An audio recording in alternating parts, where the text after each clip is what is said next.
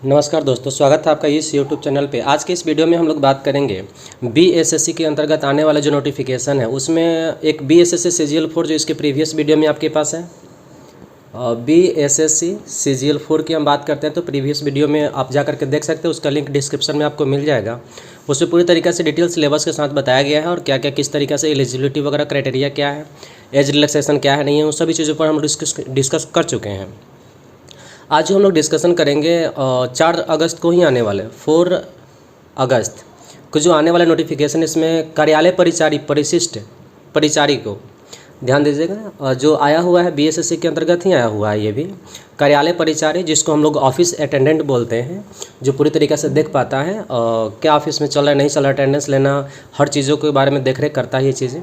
इसका जो अप्लीकेशन अब इसका जो आवेदन स्टार्ट होने वाला है, ध्यान दीजिएगा ये कब से स्टार्ट होने वाला है। ऑनलाइन आवेदन प्रारंभ होने की तिथि जो है 25 अगस्त है और जबकि लास्ट जो है आपके पास 26 सितंबर 2025 तक है। पद का नाम क्या है? कार्यालय परिचारी, जिसको ऑफिस अटेंडेंस बोलते हैं।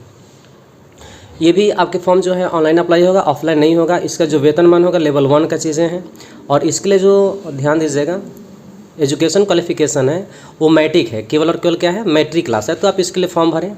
जो भी बच्चे अभी नए हैं, जो भी 10th पास किए हैं, एज वगैरह हो चुका है, ठीक है ना। तो आप जनरली क्या होता है कि बच्चे जब तक ISC पास नहीं करते हैं तब तक उनका एज नहीं हो पाता है और इस तरीके से किसी कारणवश आप इंटर नहीं किए हुए हैं, मैट्रिक किए हुए हैं, तो आप इस फॉर्म को भर सकते हैं। अच्छा पोस्ट है, हर तरीक़ा से, हर टाइप से, पूरी तरीक़े से आप हर ऑफिस में घूम करके आप जॉब कर सकते हैं। देखिए इसमें आगे हम बात करते हैं। कार्यालय परिचारी दिया हुआ है कि निदेशालय नियोजन एवं प्रशिक्षण पक्ष श्रम विभाग, मतलब कि जितनी भी चीज़ें हैं इसमें जनरली जो पोस्ट दिया गया वो सब के सब लगभग क्या है आपके पास पटना। ध्यान दीजिएगा ये जो चीज़ें दिया है, देखिए इसमें भी क्या है, पटना में ही जॉब है। कार्यालय परिचारी विशिष्ट पटना में ही है आपके पास। फिर ये भी देखिए पटना, फिर पटना, फिर पटना, लगभग पूरा का पूरा क्या है आपके पास पटना है। आगे हम बात करते हैं तो नीचे जो चीज़ें दिया गया देखिए सब के सब क्या है पटना है। जो भी आपको वर्किंग करेगा तो ये जो एरिया आपके पास रहेगा वो क्या रहेगा, पटना ही है। आगे हम बात कर लेते हैं इसमें थोड़ा सा और आप ध्यान दीजिएगा।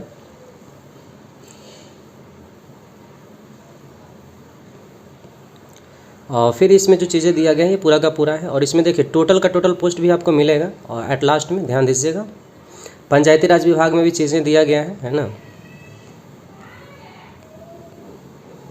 ये पूरा का पूरा पॉज करके देख सकते हैं पूरा का पूरा क्या है नहीं है। इसमें कुल पदों की संख्या जो चीज़ें दिया गया है वो कितना है आपके पास 3727 के अप्रॉक्स है ना। आगे हम बात करते हैं कार्यालय परिचारी के बारे में। अपनी इसका जो मेन चीज़ें होगा ये देख ले सकते हैं, आपके एज क्राइटेरिया भी दिया गया है इसमें, इंपॉर्टेंट है। शैक्षणिक योग्यता भी जस्ट बताया कि मैट्रिक होना चाहिए। उम्र क्या होना चाहिए आपके पास वो पूरा का पूरा दिया गया है। मिनिमम 18 वर्ष होना चाहिए 110%।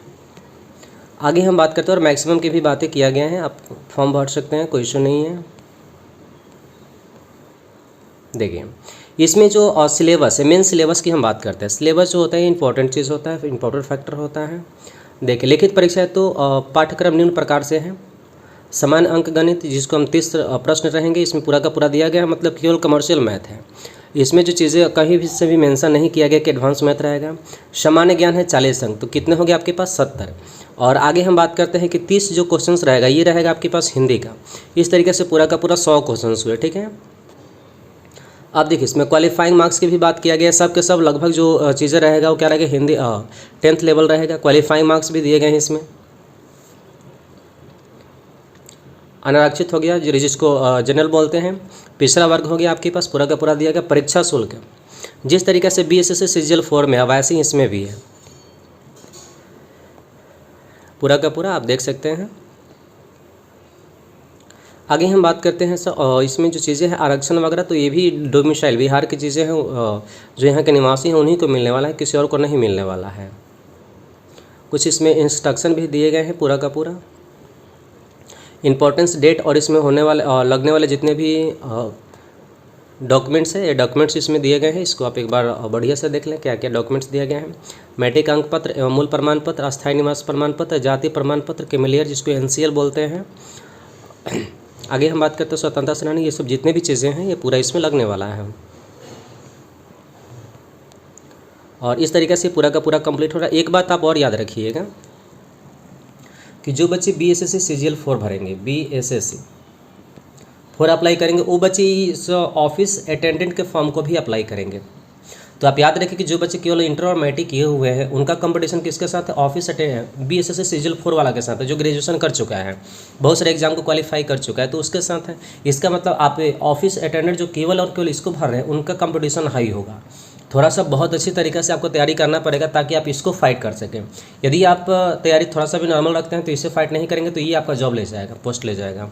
इसलिए आप ध्यान में रखें कि जो भी मैट्रिक या इंटर किए हुए हैं अब इस फॉर्म को भर रहे हैं, मतलब ग्रेजुएशन जिनका नहीं है, तो एग्ज़ाम की तैयारी थोड़ा सा दमदार होना चाहिए आपके लिए, ठीक है। और सिलेबस लगभग में थोड़ा सा डिफरेंस है BSS से सीजल 4 से, सिलेबस इसका डिफरेंस है क्योंकि ये पूरा का पूरा जो क्वेश्चंस दिया जा रहा है वो मैट्रिक लेवल का ही क्वेश्चंस दिया जा रहा है। आप देख सकते हैं इसमें, अभी जस्ट दिखा रहा हूँ और वेट कीजिए, थोड़ा सा ध्यान दीजिए।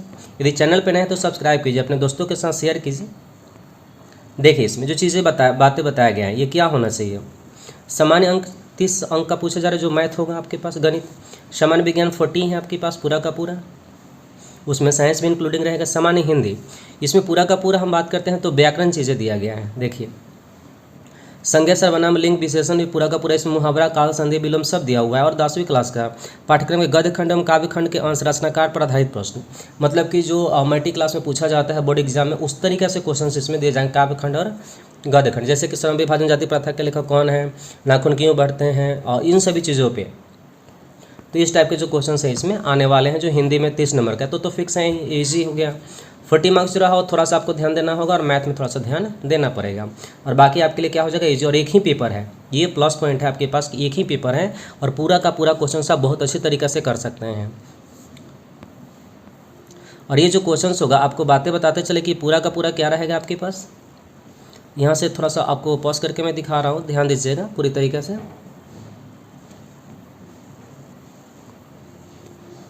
देखिए